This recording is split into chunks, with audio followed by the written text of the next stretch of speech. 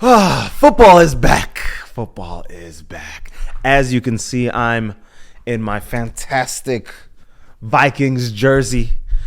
This is going to be our year, but honestly, I want to talk about this game specifically. I want to talk about the Eagles versus the Cowboys. First of all, quick game cap. Quick game cap. Number one, 24-20. Eagles win. The Eagles have been on a run recently, and honestly, I know their whole squad is just delighted that they get to put hands on them first. They get the chance to show them that they are not America's team no more. Because one thing I will say, the amount of running that this Eagles team was doing all up and down them Cowboys back was ridiculous. It was ridiculous. But before we even get there, football is she's a very petty demon, in my opinion. Ben Van Sumeren, he got injured on the first kick, and the next couple plays goes down. Jalen, what's his name? Oh my God, Jalen Carter. Oh. I remember watching it live on this TV right here. Jalen Carter goes and spits on him, right? And he gets ejected immediately. And honestly, some context. I was shocked because I was watching it, right? And they're doing the replay, and I'm like, there's no way that out of nowhere he goes and just spits on Dak Prescott at the starting QBs. First of all, what the fuck do y'all have to talk about? What do you guys have in common for y'all to be sitting here yapping at each other to get to the point of spitting on another man? No, go put hands on him. You gotta put hands on him. But there's some news that came out that I was doing some research on it, and it turned out Dak does this thing where he's like frequently spitting, right? And he spit in the direction of Jalen Carter, but he didn't realize he was over there because he was spitting right over his offensive line, right? And it got close to Jalen, and Jalen was like, "Boy, did you just spit on me?" And then guess what Dak does? He said, "What would I spit on you?" And then he just went straight to action. It escalated. It just all it did escalated. It only escalated. And honestly, that's hilarious to me because of when somebody tries you like that, the first thing that you think to yourself is, oh no, I have to take it to a million, especially when you're playing a sport. Because you know what? Who are you talking to? Oh my God. And honestly, it gets so ridiculous too, because it feels like all you could do is escalate a situation like that. Because if the tempers are high, this is your championship first game. You guys literally just got the ring. So yeah, who are you playing with? And then on Dak's side, it's like, no. I am a superstar QB. Who do you think you're talking to? Is this camera on me? Who does he think he's talking to? And honestly, after that moment, you just knew that this whole game was going to be fireworks. It was only going to be fireworks. And that's what we got. All right, so the Cowboys, they ended up trading Micah Parsons away. They traded Micah away. And it really showed its ugly head today. It was really a big factor in the way that they were able to lose. One of the main reasons why Jerry was like, hey, we got to get rid of Micah. They wanted to patch up the run game. Why would you get rid of the best edge rusher in the league to stop the run? And then as you're watching this game, you recognize something. I don't think the Cowboys can beat a team like this. I really don't think. If they're good at running, they have literally just removed themselves from championship contention, from Super Bowl contentions, because of it's like you have to face a running team. You have to face a team like Lamar Jackson and the Ravens, or again this Philly team, or even a team.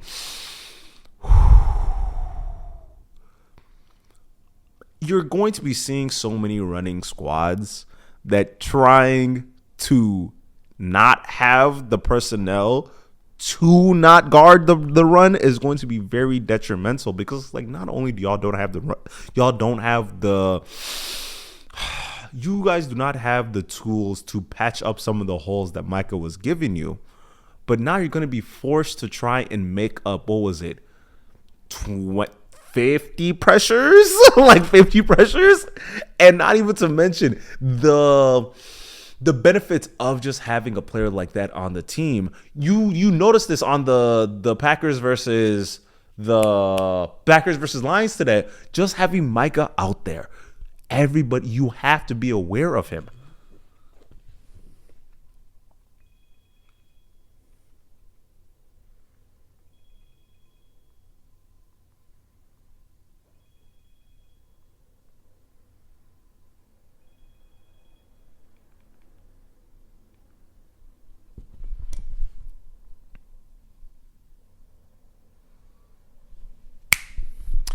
And you see it in the Packers versus Lions game.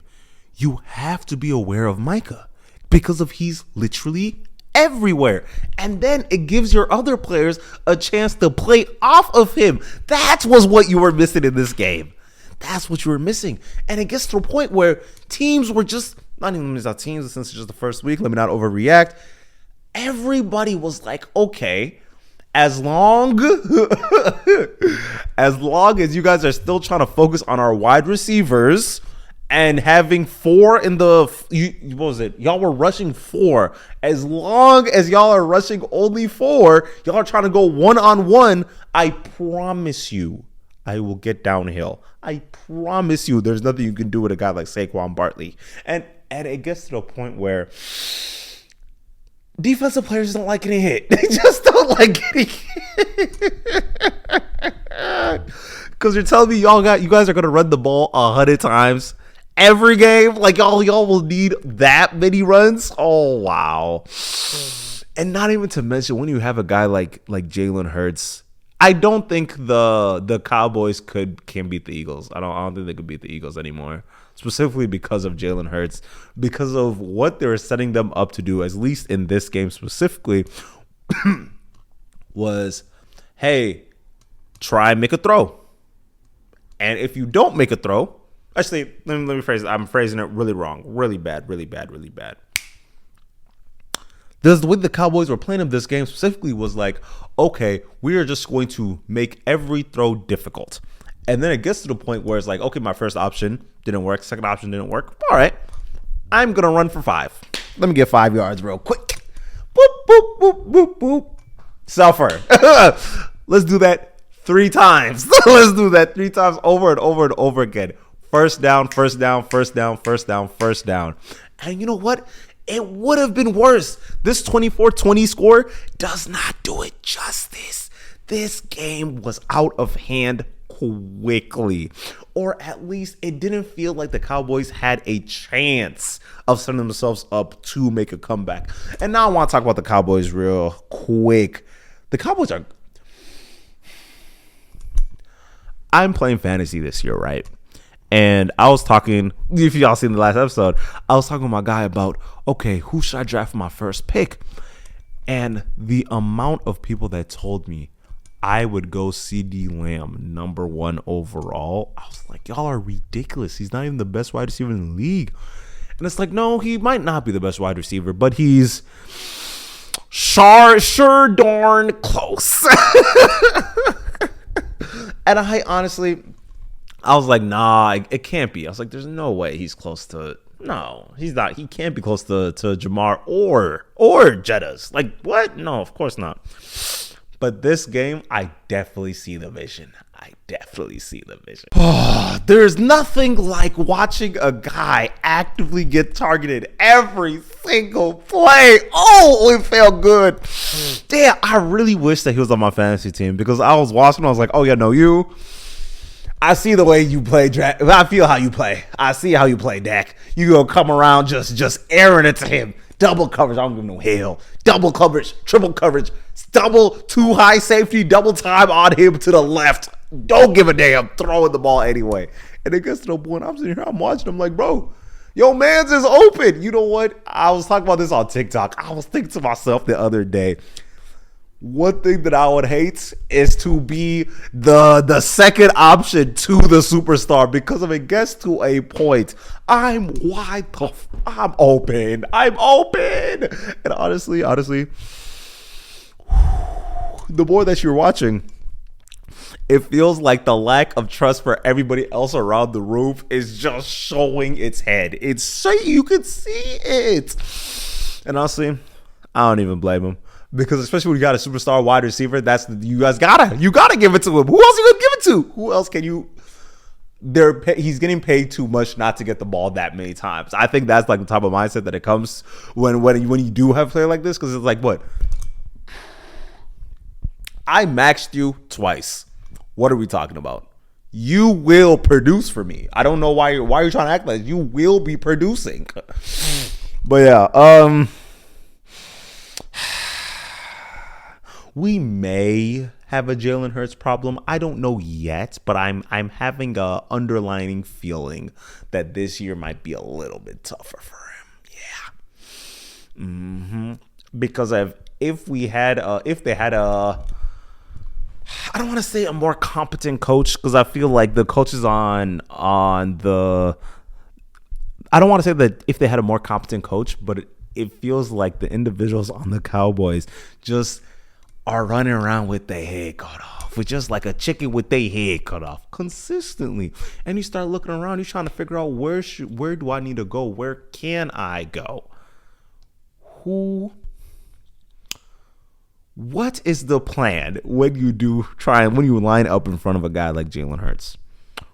Why are you guys not bailing out on these throws?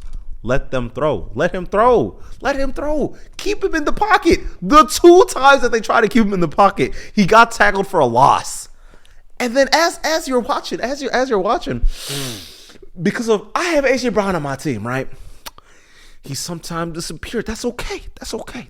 Sometimes you don't need him. Sometimes you don't need him for the big games, right? You have Devontae Smith. That's fine. That's okay. You have your tight end. That's fine. That's okay. You have Saquon.